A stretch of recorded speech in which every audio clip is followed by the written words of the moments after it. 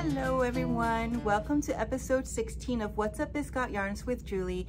I'm your host Julie, filming from our store in Northvale, New Jersey, and that is in northern Bergen County. Welcome or welcome back, whichever the case may be.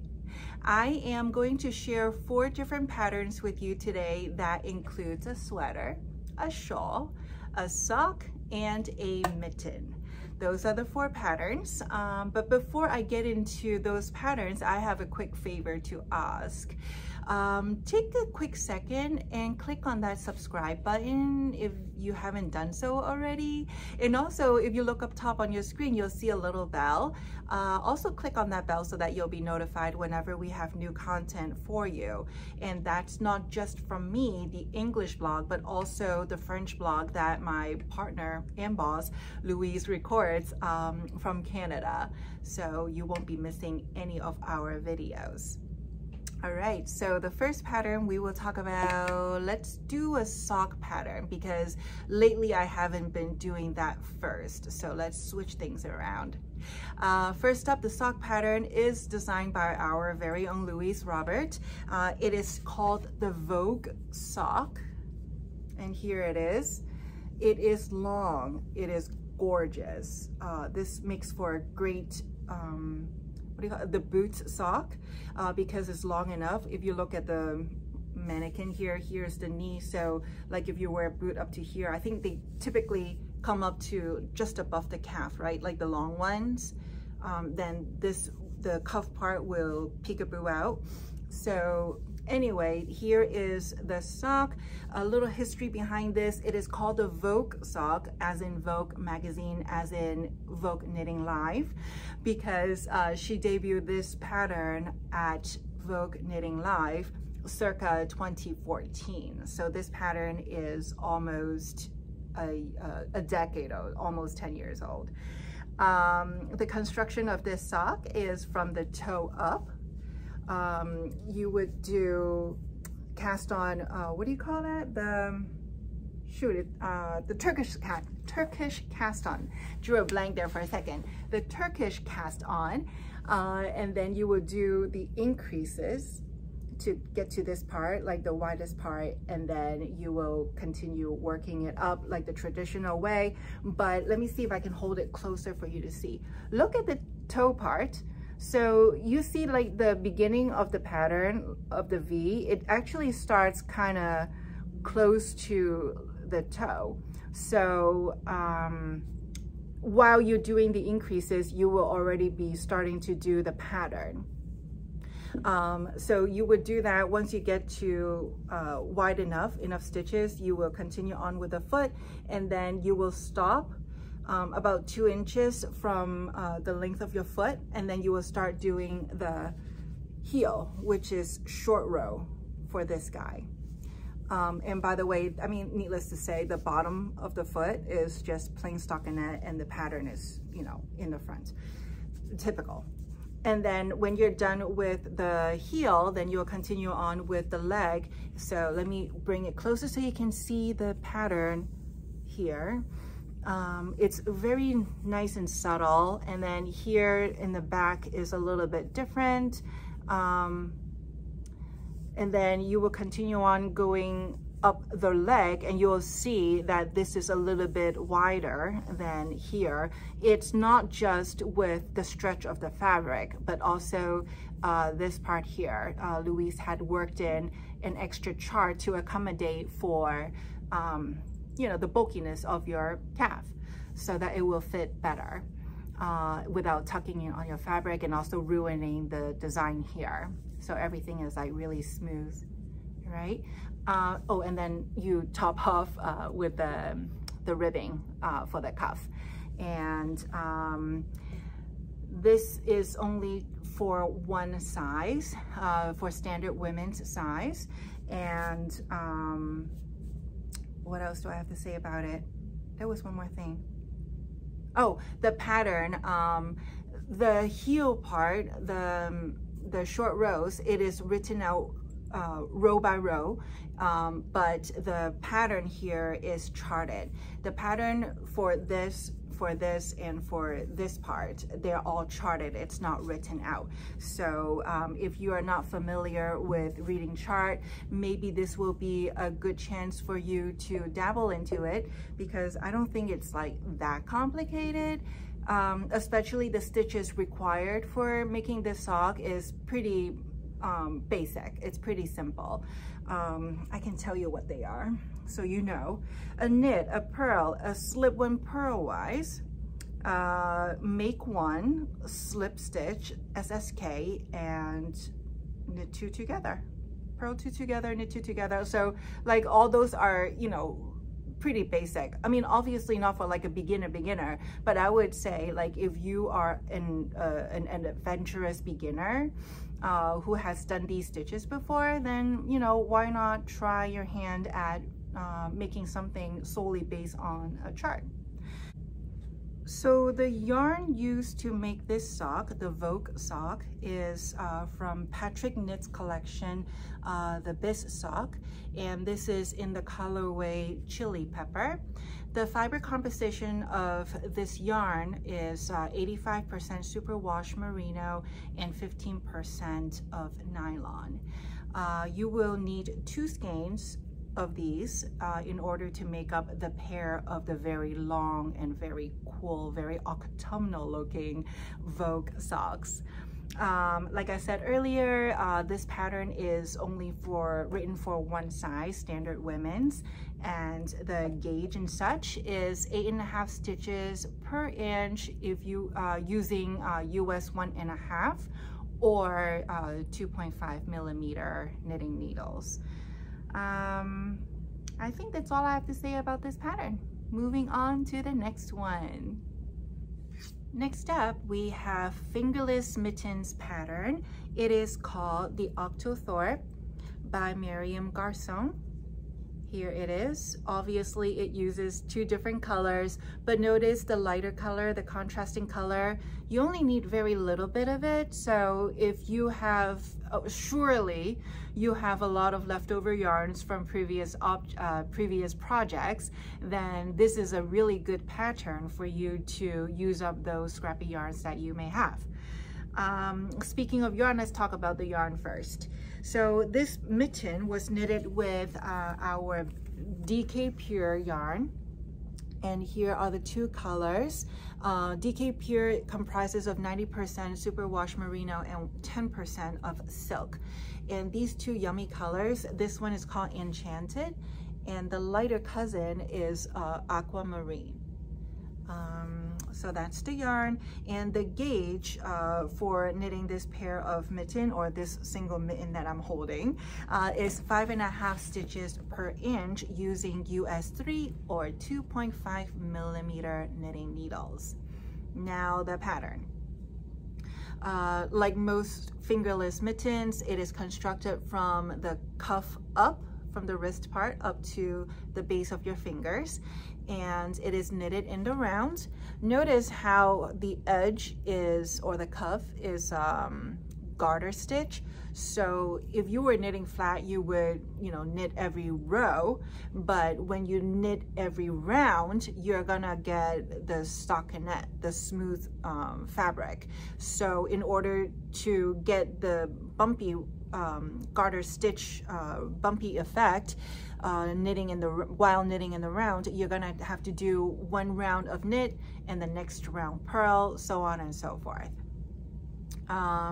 So you do a little bit of that, and then the rest of the mitten looks like stockinette, but you don't knit it straight up, you know, knit stitch all around and around because of the contrasting colors.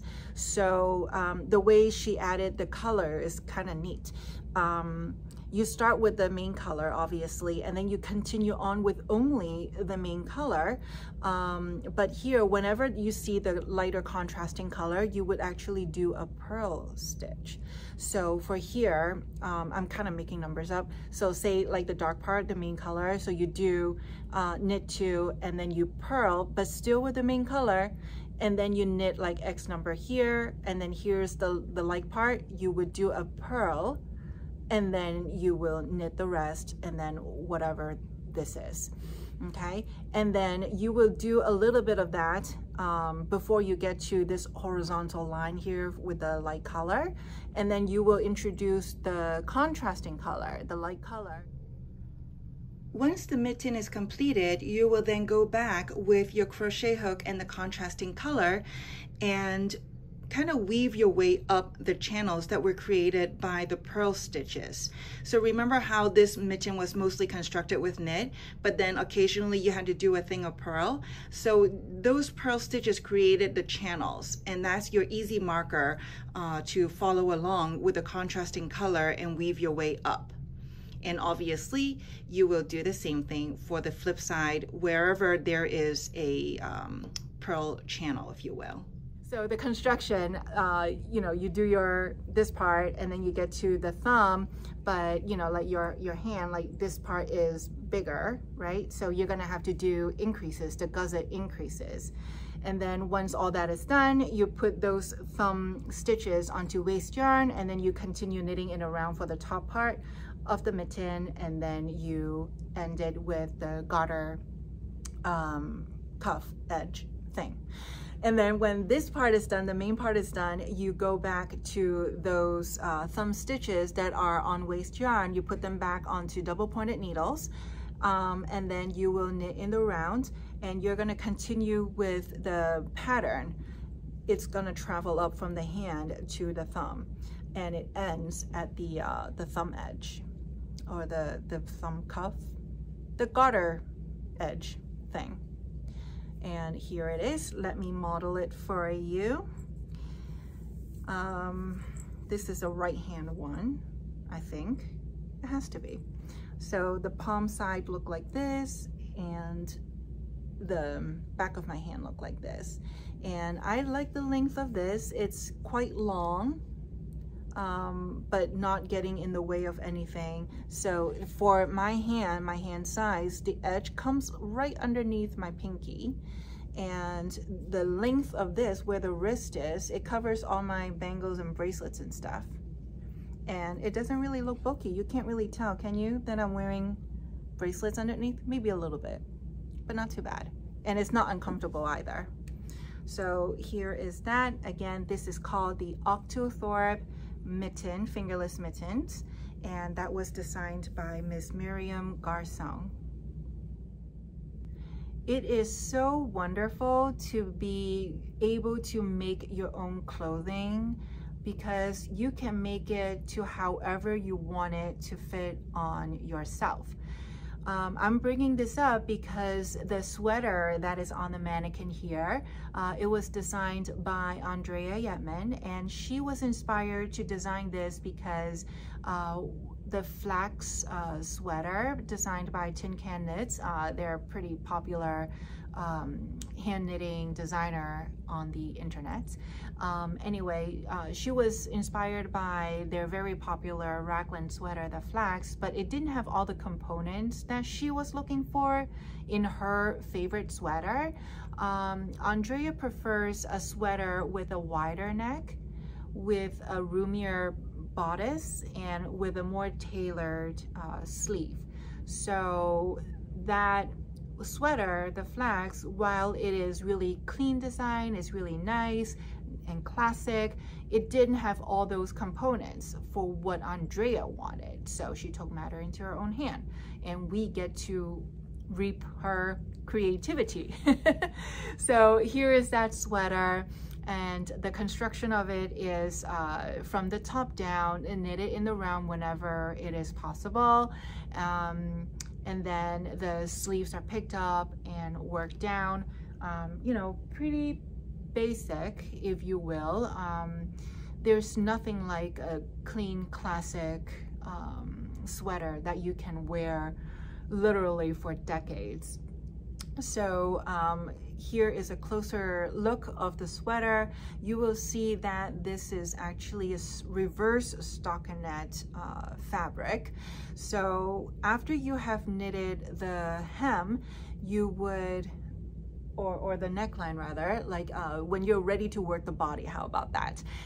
You would turn it around and start working it like inside out, kind of. So the inside, like the wrong side, will be the knitting, and then the right side will look like the purl bumps, like the usual reverse side of your typical knitting. So that's called reverse stockinette stitch. And here it is, which to me adds texture and interest to a very basic classic design. I think her choice of yarn for this project is also really wise. The yarn used is from Louise Robert, the Louise Robert design here, the DK Pure. And this one, the composition is 90%. I just said that like a moment ago and I forgot. 90% superwash merino and 10% silk. The reason why I say that Andrea used this is a good choice for making this sweater is because of the specs that's in the yarn. So it's not like a solid color, but you see like some variegation, is that a word? The little specks throughout the yarn that kind of like pops in a basic piece. So that makes it a little bit more interesting too, and it's not loud. So that's the sweater. And in speaking about the yarn, let's talk about the technical requirements. You will need to get gauge, which is 5 1/4 stitches per inch using US 7 or 4.5 millimeter needles. The pattern is written for 10 different sizes, so it's super size inclusive.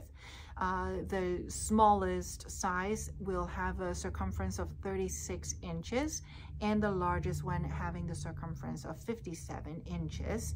And Andrea had intended for this sweater to be worn with about 2 to 4 inches of positive ease, or whatever floats your boat. If you want it to be worn a little baggier, then make a bigger size. I usually like my sweater about 4 inches, so but that's my cup of tea. Last but not least, we have the shawl that I was wearing a moment ago. I switched out. I'm wearing the Regale Raglan so that I can show you the shawl and talk a little bit about it. First of all, let's talk about the yarn that was used to make that shawl. It is from our Serious line. Here is the colorway. It is knitted with, you only need one skein of each color, which is plum and bisque. Serious is 85% superwash merino and 15% Donegal. And it's kind of like tweedy looking. You can see like the little speck, but it's not like a true tweed by definition. So it's kind of autumnal, which is good for autumn, which is what we're kind of in or getting into. So I can't take this tag off, so forgive me. I'm sorry. So let me talk about the technical stuff. So this one, the shawl, it's called Champs Fleuri. I'm sorry, my French is horrible, but it translates to fields of flowers. It has the wingspan from here to here of 68 inches. And then the depth, to the pointy part here, this is very awkward. I should have just left it on a mannequin, is 25 inches. So that's that. Oh, and you use, did I say that already? You use US 3 to knit this. If I didn't, you use US 3 to knit this up.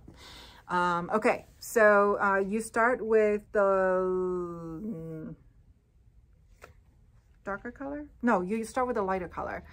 And then you only make, cast on like 4 stitches or something little like that. And then you will do increase on one side and not do anything on the other side. So you can see it like this. Here, this is better. So you'll see this edge here. This is the side that is not doing increases on. It's just purl 2 on the right and the wrong side. And then this is the side where there are increases. So you can see how this side stays down or vertical. And then this side, it slants to my right. Okay, so you would do that, you do your increases, and then at a certain point you will start doing the tulip, the tulip lace pattern. Sorry, I'm blanking out for a second. So for this shawl, it is charted, both charted and written out, but you're gonna need to know how to read charts. So when I say it's both charted and written out, there are parts of it within the same row where you are, the instruction is written out, but then it's gonna say, then do chart A, and then written out instructions for the rest of it. So you're gonna need to be able to juggle your brain and your eyes to do both of that. But as for most things in life, like, you know, once you get going a little bit, then you're gonna get into the hang of things and be able to proceed accordingly. So continuing on with the pattern, it's basically like the same idea until you get to this point where the darker color or the plum color is introduced. Then you start using that color. And if you look at this part, you'll see that this is a different pattern than the lighter part. So this is like totally all lacy. It's tulip, although you can't really see maybe. But this one is kind of holy. It's the lattice stitch. So you would do both simultaneously because you're gonna continue to grow the shawl like you did with just the lace part, you know, working across back and forth and then growing it more and more and more.